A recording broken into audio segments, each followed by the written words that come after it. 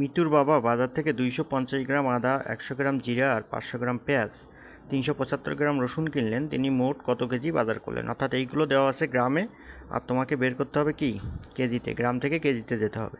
তো প্রথমে আগে আমরা দেখব যে মোট তিনি কত গ্রাম বাজার করলেন। তো আমি সবগুলোর পরিমাপ ওখানে লিখছি, দেন পরিমাপগুলো আমরা যোগ করব। পরিমাপগুলো যোগ করলে হচ্ছে 1225 গ্রাম, অর্থাৎ তিনি 1225 গ্রাম হচ্ছে তিনি মোট বাজার করছেন। তো ওরা তো আমাদেরকে কেজিতে বের করতে বলছে, তো গ্রাম থেকে কেজিতে যেতে গেলে আমাদেরকে 1000 দ্বারা ভাগ করতে হবে। কারণ কি? কারণ আমরা জানি যে 1000 গ্রামে হয় 1 কেজি। তো 1000 দিয়ে আমরা ভাগ করলাম, দেন এটা কিন্তু কেজি এককে চলে গেল।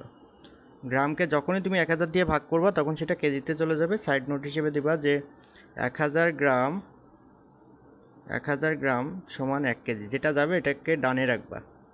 ঠিক আছে? তো এর দেন এবার আমরা ভাগটা করে ফেলি। এই যে 1-এর জন্য একটা দশমিক তুমি হাতে একদম মুঠা করে রাখো, দেন 3টা শূন্য, তাই 3 অঙ্ক বামে দশমিক দিবা। 1 2 3 অঙ্ক বামে দিবা। তো আগে তুমি অঙ্কটা লিখে ফেলো, 1 2 2 5, দেন 3 অঙ্ক বামে মানে কি, 1টা 2টা, এই হচ্ছে 3টা, 1টা 2টা 3টা, এইখানে বসবে তোমার দশমিক। তো 1.225 কেজি কিন্তু আলটিমেট উত্তর।